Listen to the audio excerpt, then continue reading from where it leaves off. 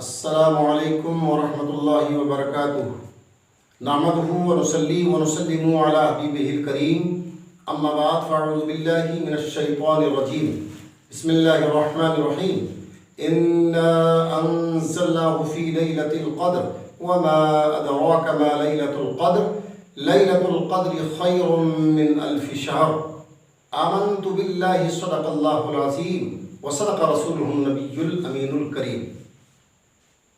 محترم ناظرین کرام، اللہ رب العزت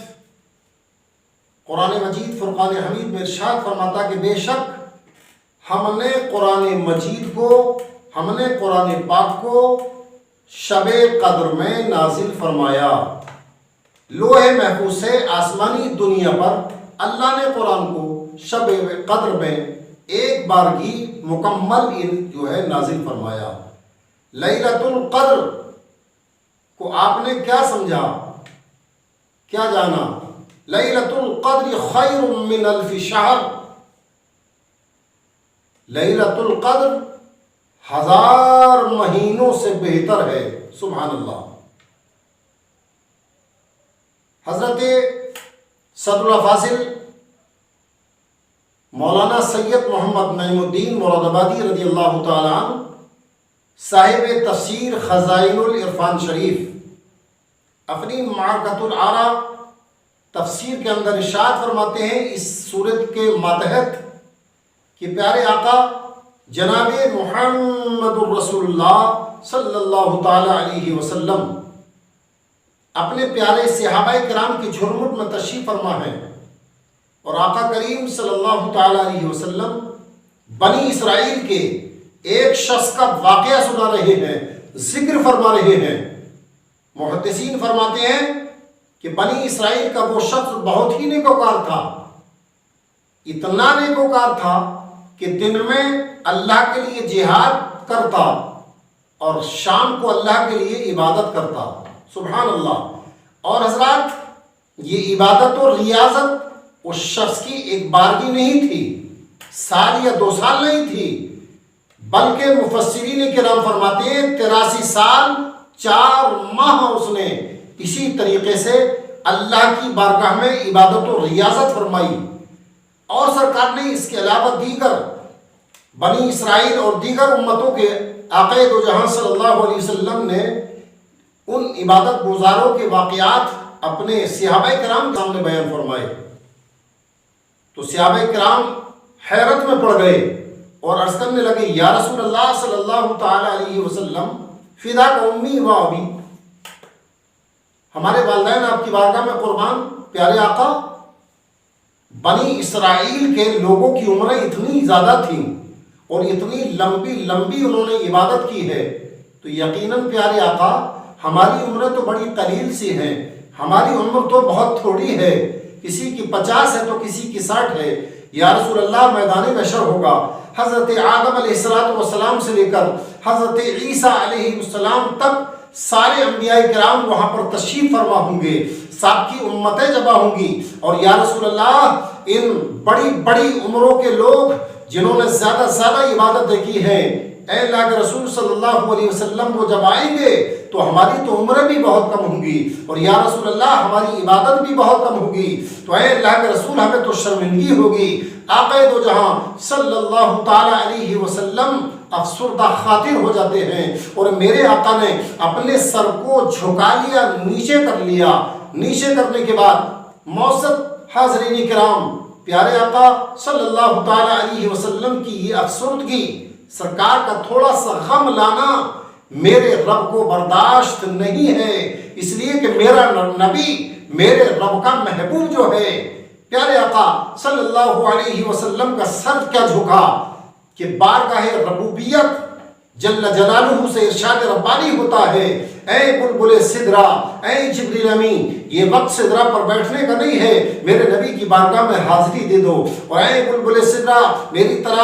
طرف سے میرے نبی پر سلام پیش کرو، اور اس کے بعد میرا فرمان سنا دو۔ اے نبی، افسردہ خاطر ہونے کی ضرورت نہیں ہے، یقیناً میں نے پچھلی امتوں کو یعنی بنی اسرائیل کے لوگوں کو میں نے عمریں زیادہ دی ہیں، تو اے میرے پیارے نبی جب ان کی عمریں زیادہ ہیں تو یقیناً ان کے گناہ بھی زیادہ ہوں گے، لیکن میرے پیارے نبی صلی اللہ علیہ وسلم آپ کو گھبرانے کی ضرورت نہیں ہے، آپ کو غمگین ہونے کی ضرورت نہیں ہے۔ میرے محبوب میں نے تیری امت کی عمر تو کم کی ہے، لیکن قسم ہے مجھے اپنے رب ہونے کی، میں نے لیلۃ القدر تیری امت کو عنایت فرمائی ہے۔ اے میرے نبی تیرا امتی اگر شب قدر میں عبادت کر لے گا تو لیلۃ القدر خیر من الف شہر۔ میرے نبی تو خوشخبری سنا دے کہ تیرا امتی اگر شب قدر میں ایک رات میں اگر عبادت کرتا ہے تو رب تعالیٰ 83 سال 4 ماہ کا ثواب اس کے نامہ اعمال میں تحریر فرمائے گا۔ سبحان اللہ۔ پیارے آقا صلی اللہ تعالی علیہ وسلم کی بارگاہ میں جب جبریل امی آتے ہیں تو سرکار خوش ہو جاتے ہیں اور اپنے صحابہ کو اعلان فرماتے ہیں، میرے پیارے صحابہ خوش ہو جاؤ، اللہ رب العزت نے انعام فرما دیا۔ اے میرے پیارے صحابہ یقیناً تمہاری عمریں کم ہوں گی لیکن اللہ کے فضل سے ثواب تمہارا ہی زیادہ ہوگا۔ اللہ اکبر۔ حضرات جبریل امی آ گئے سرکار کی بارگاہ میں۔ یہاں پر ایک تاریخی نقطہ بھی سمجھنا بہت ضروری ہے۔ محدثین کرام فرماتے ہیں جبریل امی اتنی شان کے فرشتے ہیں چونکہ وہ فرشتوں میں رسول بھی ہیں۔ پیارے آقا صلی اللہ علیہ وسلم نے فرمایا حضرت جبریل علیہ السلام یہ بھی رسول ہیں، حضرت میکائیل یہ بھی رسول ہیں، حضرت اسرافیل یہ بھی رسول ہیں، حضرت عزرائیل علیہ السلام یہ بھی رسول ہیں۔ معزز حاضرین کرام یہ اللہ کے فرشتوں میں سب سے 4 بڑے رسول بھی ہیں اور حضرت جبریل الحمدللہ سب سے بڑے ہیں۔ میرے نبی کی بارگاہ میں 1 یا 2 مرتبہ نہیں، محدثین کرام فرماتے ہیں حضرت بابا آدم علیہ السلام سے لے کر یہی جبریل امی ہر نبی کی بارگاہ میں حاضر آئے، کسی کی بارگاہ میں 1 مرتبہ آئے، کسی کی بارگاہ میں 4 مرتبہ آئے، لیکن قربان جائیے پیارے آقا صلی اللہ تعالی علیہ وسلم کی شان پر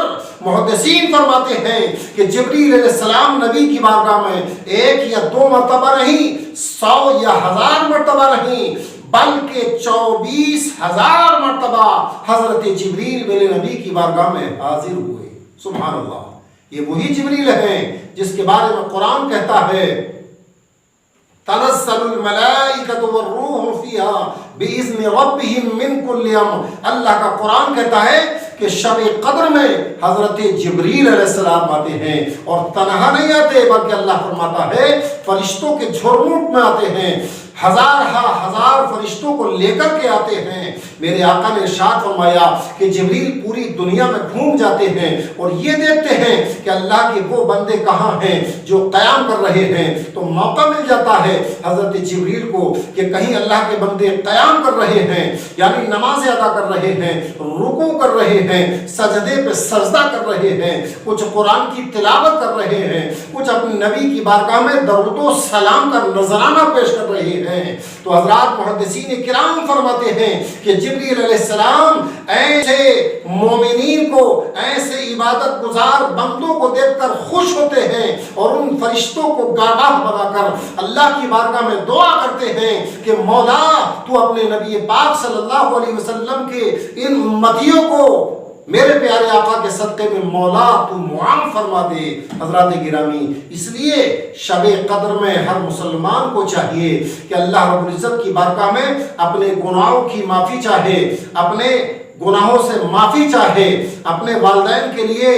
دعائیں مغفرت کرے اگر وہ اس دنیا میں نہیں ہے، اور اگر بقید حیات ہیں تو ان کی لمبی عمر کے لیے دعا کرے، اللہ رب العزت سے رزق حلال مانگے، اللہ رب العزت سے اپنے لیے دعا کرے، اپنے مومن بھائیوں کے لیے دعا کرے، اپنے ملک کے لیے دعا کرے۔ اور حاضرین کرام اس سال تو بہت ضروری ہے کہ ہم لوگ پریشان ہیں، ہمارے ملک میں بلا آئی ہوئی ہے، وبا آئی ہوئی ہے، اس لیے ہر مسلمان کو چاہیے کہ کل انشاءاللہ العزیز 27ویں شب ہے، یعنی زیادہ تر محدثین کا اتفاق یہ ہے۔ حضرت ابی بن کعب رضی اللہ تعالیٰ عنہ ارشاد فرماتے ہیں کہ قسم خدا کی شب قدر 27 ہی کو ہوتی ہے، اس لیے